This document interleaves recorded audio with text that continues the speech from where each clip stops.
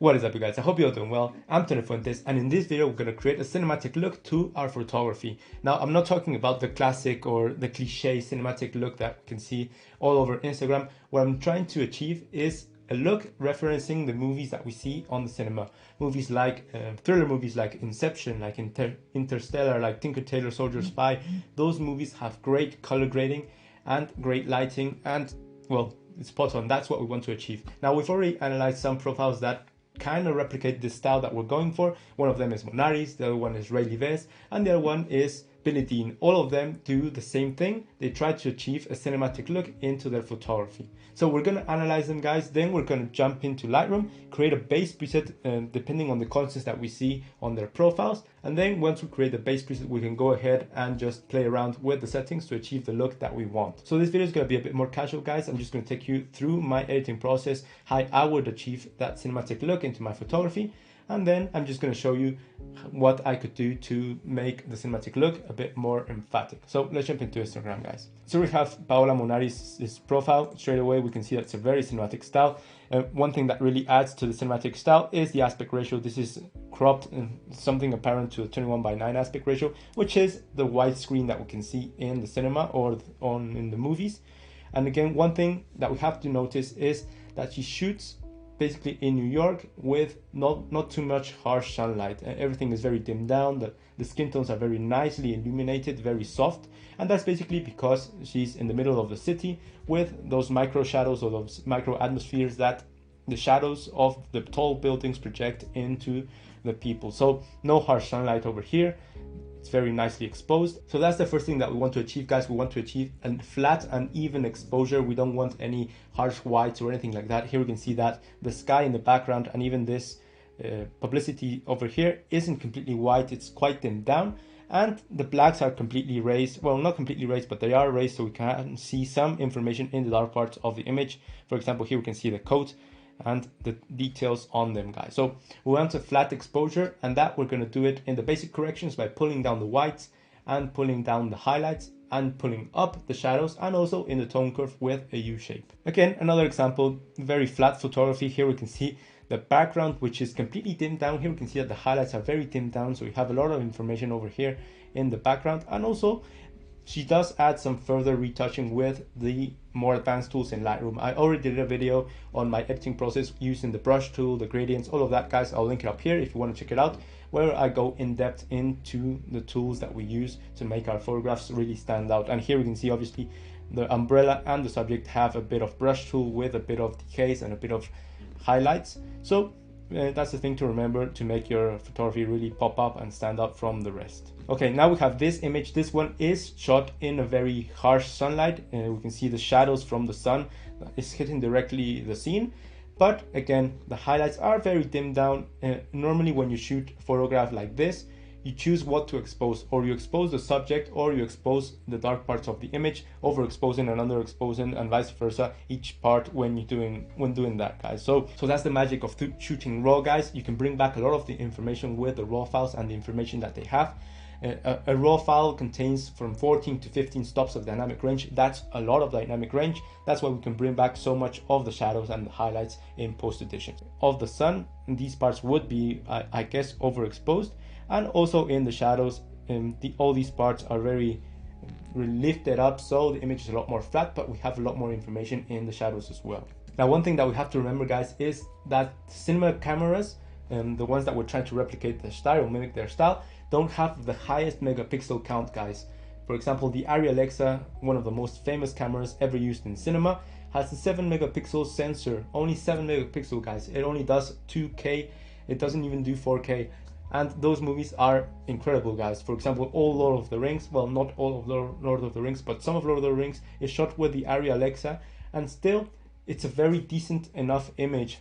One thing that we can see with lower megapixels on the sensors of cameras, particularly for movies, is that we can shoot with a wider dynamic range, and the cameras are going to perform better in low light, and again they're going to have those 15, 16 or even 17 stops of dynamic range, just like the raw files, guys. So one thing that is a characteristic of low megapixels on a movie is that the image is not too sharp, it's not over sharpened or anything like that, and the image is quite soft, giving it this very cinematic look. So that's the thing that we have to remember. We have to decrease the clarity and the texture and any post sharpening that Lightroom does automatically, guys. So here we are in Billy D's profile, and immediately this is what I was talking about, guys. This image, very nice because the subject is completely in focus, everything else is out of focus, maybe a 2.8 aperture.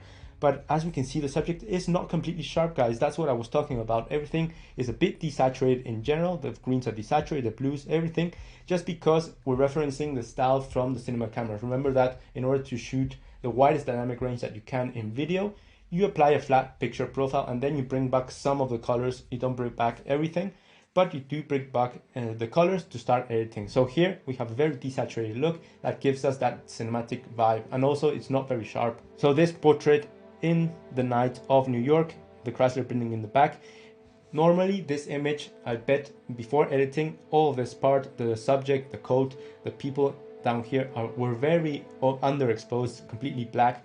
But again, we have a 14-bit RAW or 15-bit RAW, so we can bring back information over here without losing too much detail in the brightest parts of the image. So this image is very evenly exposed, even so with harsh contrast situations. Okay, another profile that does this style fantastically is Ray Lives, and here we can see that he has a bit of a more punchy, a bit more contrasty style, but still we have a very flat highlight roll. Over here in this one, the light is hitting directly this old lady, but still nothing is overexposed. We can see every detail, every wrinkle, every texture on her skin and on her clothing. That's basically because the highlights are dimmed down and the whites, guys. Once again, his style is a bit more contrasty. He adds a bit more exposure, but still we can see those constants, guys. So remember, what we're looking for is dimming down the highlights and the whites to achieve a bit more of a flat looking style. Then we want to desaturate a bit, remove all textures and clarities and any post sharpening, and then further from that, we're going to create our own color grading style to make our own cinematic look. So let's jump into Lightroom, guys. So guys, here in Lightroom, we have so many images that really served me and I've edited so many times. If you look at my Instagram feed in the last weeks, everything is edited in this cinematic look or resembling movie style. So I'm going to start off by editing this one. And immediately what we can see is that this image is very regular. There's nothing special with it. We have two subjects with one creeping in from the left that I didn't want, and then we have some boxes. Nothing is overshining about this image, but we're going to make it a very cinematic image in the end, guys. So the first thing that I'm going to do is just crop it. In this case, I'm going to crop it to a 21:9 aspect ratio. I already have the custom dimensions over here, a custom aspect ratio, to make it a bit more cinematic. Immediately looks more like a screenshot from a thriller movie. Then what I'm going to do is just make the image a lot flat. Remember that while balancing exposure and contrast, I don't like to touch them, basically because those are the values that when I apply the preset to another situation or another image, those are the values that I alter to make it more adaptive and to make it work with the other situation or the other image. So starting off, I'm going to reduce the highlights, just we're going to reduce them a bit, not too much.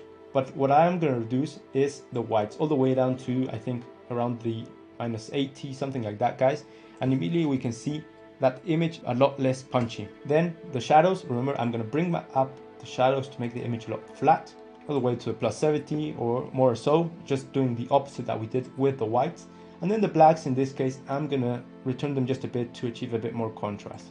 Something like that, guys. Now, if we zoom in, we can see that this image has a lot of noise, and that's basically because I shot it with high ISO. I wasn't thinking, just snapped the shutter very quick. So I'm going to go all the way down to detail, and in detail what I'm going to do is just add a bit of noise reduction to reduce a bit of that noise. And whilst we're here, we can see that the sharpening is by default at 40%. We don't want any post sharpening, guys. I'm just going to take it all the way down. I don't know why Lightroom just adds sharpening when you don't even want it, but still I'm just going to take it away. And then talking about sharpness, what I'm going to do is reduce texture and clarity. Now if we pull up the texture, we can see what we do, and basically adds a lot more detail and a lot more emphasis on the image. That's not what we're going for, guys. We're going with a negative. We're going to go with a -10 or -15, something like that, to make the image a lot more soft, resembling the low megapixel count from the cinema cameras. Well, not all cinema cameras have a low megapixel count. For example, the Reds right now have a 40 or something megapixel count, and yeah, the image is a bit too sharp for my taste. But that's personal preference, guys. I'm just going to try and replicate the classic thriller movies. Then clarity, if we pull clarity all the way up, you can see that adds contrast to small parts of the image, but yeah, not what we're looking for. Again, gonna go with a minus something, minus 12 or minus 10. And immediately with Alt Y on our keyboard, we can see the before and after in vertical. We can see that the image is looking a lot more flat and not too contrasty. Okay, next up, the saturation. Dehaze, I'm not going to apply any dehaze right now. That's, if I'm going to apply any dehaze, it's going to be with the brush tool in the faces of the subjects to make them a bit more gloomy. But that's just a personal style. I'm not going to go for that right now. Vibrance, now saturation and vibrance, if you don't know the difference, well, saturation, if we pull down saturation to a minus 77, 95, we can see that everything is completely desaturated. It basically desaturates or saturates every single color, affects them all. But vibrance selects the colors that are more dominant and desaturates them and alters them a bit less. So for example, if we go all the way down to the 95, again, here we can see that everything is desaturated with exception of the colors that are central to the image, in this case the red jacket and the green jacket over here. It's a bit more intelligent, guys, than the saturation in general. So I'm going to go with a minus 10 on both of them, just to desaturate the image just a bit. Now in the tone curve, I'm going to go to a point tone curve over here, create a point in the shadows and make another point in the highlights. Now what we want to do is make a U shape to make the image a lot more flat and underexposed. So I'm going to drag the shadows just a bit down over the diagonal over here. And then the whites or the highlights, I'm just going to drag them down so slightly over here. And then the blacks, I'm just going to raise them up just a bit to make them a bit more faded. Not too much, guys, we don't want anything too flat, just a bit like that. And now the image is looking a bit more cinematic. It's looking quite nice, guys. Now basically this is the base preset. You can go ahead and save it, guys. Now we're going to jump into the color grading, and from here on out you can basically alter this base preset and save it as many times as you want with different color gradings as you want. Maybe you can go for more sepia-like tones, maybe a bit more of a black and white, maybe a teal and orange, maybe a moody brown. So in this case, I'm going to go with a teal and orange because this is an urban scene and the teal and orange really stands out in urban scenes, but you can go with whatever style that you want, guys. So for starters, in HSL, now let's start off by moving some of the tones. Now the red tones in the jacket, I'm not too fond of them. In this case, what I'm going to do is alter the reds all the way down to the oranges to make this image a bit more retro. Now what I'm going to do is just create a color contrast between the teals and the oranges. Now teal and orange are completely opposite in the color wheel. That's why we have that very nice color contrast that adds to this effect. So oranges and yellows, I'm not going to touch them because those are the skin tones. But what I'm going to do is move the aquas all the way down to the cyans over here and the blues all the way down to the aquas. And as we can see, we're altering the jacket and the little hats over here. Here we can see what we've done. Yeah, it's looking quite nice.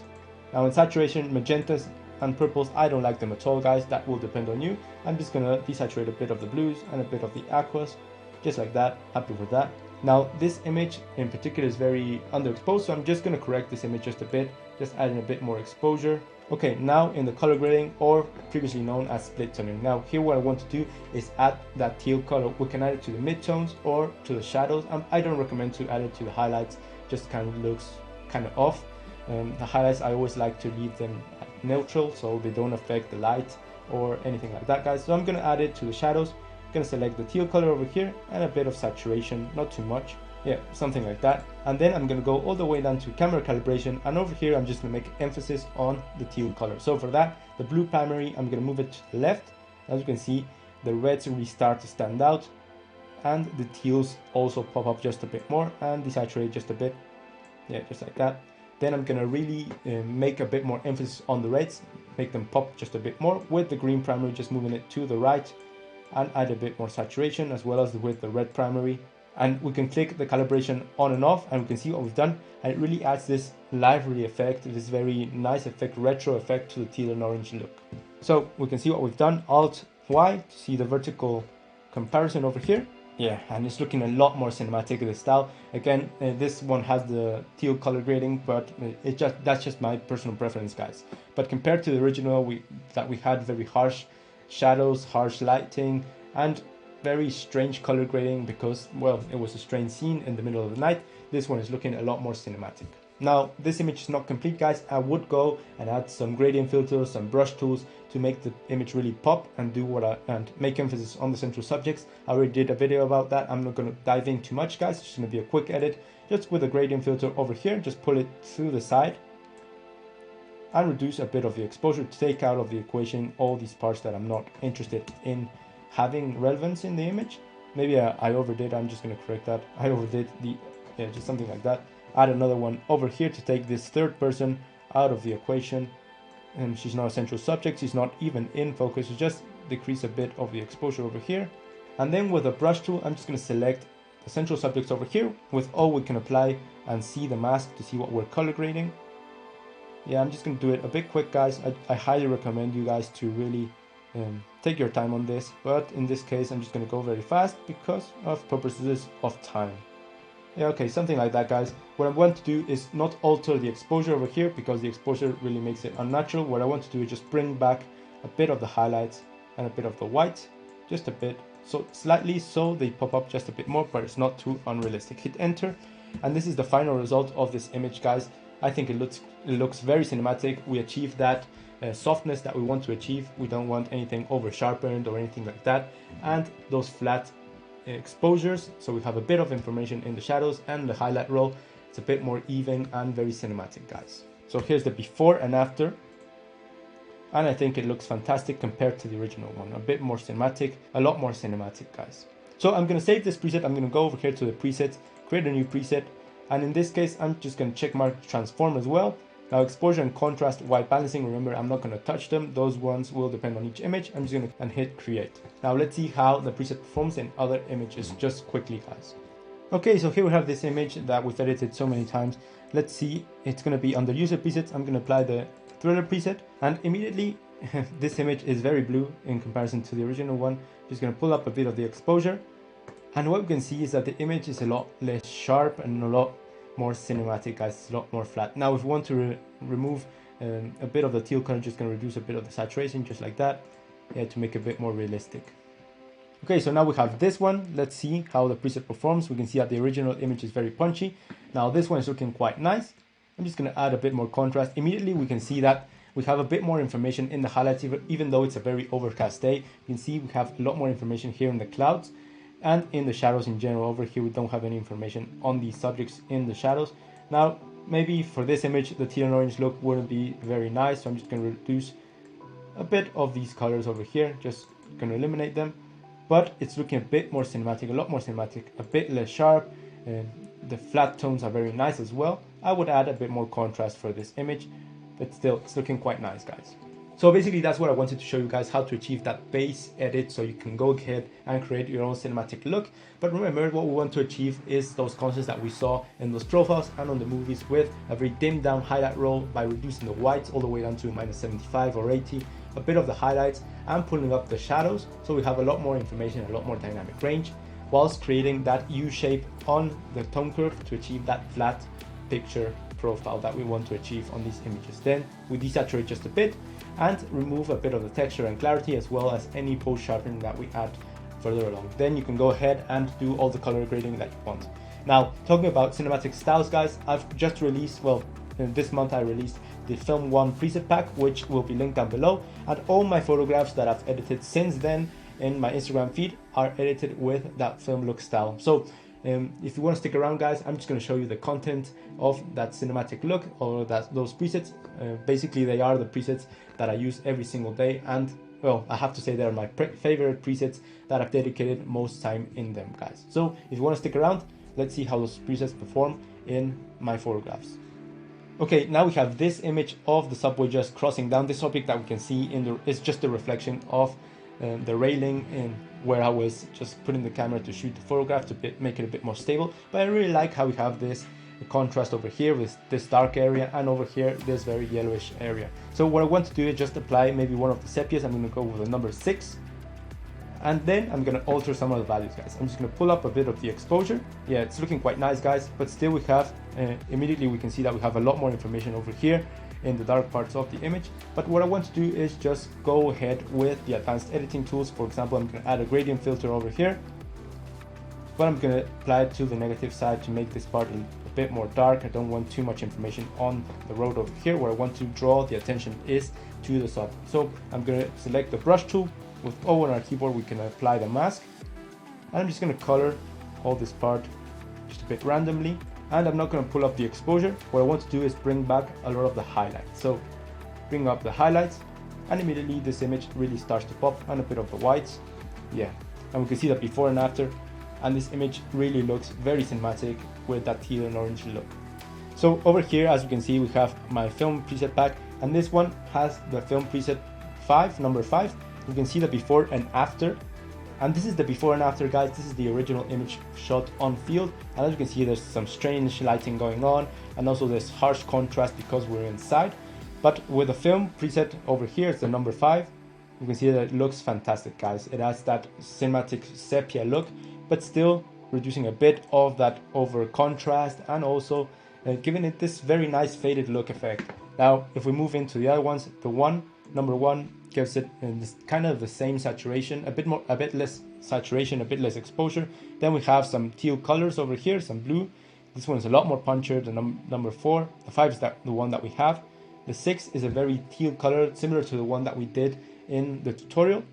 And then if we keep scrolling down, we can see that these presets are very nice, guys. The 12 again really works with this situation, particularly I think because he's an old man, it really works with the old or sepia-like tones. I don't know if I can say that. Okay, then we have this image. It's looking quite nice, guys. I'm just going to crop it to start off. I'm going to crop it to a 21:9 or 16:9, maybe a 21:9 over here. Hit enter, and this image is looking quite nice, guys. I like all the reflections, very cinematic starting off. But what I want to do is maybe apply a very warmish tone over here. A teal color would definitely work, particularly in urban scenes. The teal and orange look really works, particularly the cinematic one that we've created over here. But I'm going to go with a warmish tone. No, maybe with a number 4 over here, which is a bit more punchy. It really works with all these reflections that we have in the ceiling and also in the cars. And then what I want to do is add a bit more emphasis on the situation over here. I'm going to select the brush tool, and then with O on our keyboard, we can select some things. I'm going to select basically all the reflections over here, all the ceiling, and then I'm just going to add a bit more clarity. Now this clarity is a bit more focalized, guys, so not all the image is going to have that clarity, harsh, very contrasty clarity. What I'm going to do is just add it to the reflections just a bit to make this image pop up a lot more. Now one thing that I would add is just another brush tool over here. Select over here this part of the image and reduce a bit of the exposure to take it out of the equation. Just like that. Alt Y on our keyboard, we can see what we've done, and this image is looking a lot more cinematic with those warmish tones. Okay, so now we have this image that I uploaded to Instagram with some other images in a composition of 3x5. So what I want to do in this one is maybe scroll down through the preset pack and see which one works a lot better. And I already know that the teal color looks fantastic in this image, particularly because it works very nice with the tiles on the ceiling. But in this case, I'm going to go with a more warmish tone over here. Maybe go with the number 1. And then what I want to do is just add a bit more contrast. So just putting up a bit of the contrast and a bit of exposure. And it's looking very cinematic, guys. Yeah, very nice. Okay, and now we can see this image, and this one I've edited in previous tutorials again. This is the original image up over here, and it's very contrasty. We lose a lot of information in the suits because it's at night. But over here in this one, in the edit, now we can see that we have a lot more information in the suits and all parts of the image. Again, I darkened these parts of the image because, well, they're not the important parts of the image, and I applied the number 3. But if we scroll through, we can apply the number 1 to give it a bit more oldish vibe. Then the number 4 is very punchy. I would have to reduce a bit of the exposure over here. But then, for example, the number 6 gives it this very super teal color look, which works fine in edits like this one, guys. Then we keep scrolling down. The 8 is a bit more of a natural tone with a lot more of a flat style. Yeah, it's looking quite nice. And maybe the 12 one is one of my favorite, guys. It gives this very dramatic old vibe to the image. So guys, that's a little taste into my Film 1 preset pack, and I have to say it's my favorite preset pack. It's the one that I've put the most work into creating those presets, so they're applicable to all kinds of situations. I use it all the time, and basically I use it to edit all my photographs from now on. So if you want to check it out, guys, the link is down below. That's a way you can ensure I don't starve to death if you can support me in that manner. Other than that, guys, I hope you're doing well. If you did enjoy the video, can you please give it a like, share it with a friend, subscribe, anything like that. I'm Fuentes. Cheers to all of you. See you in the next one.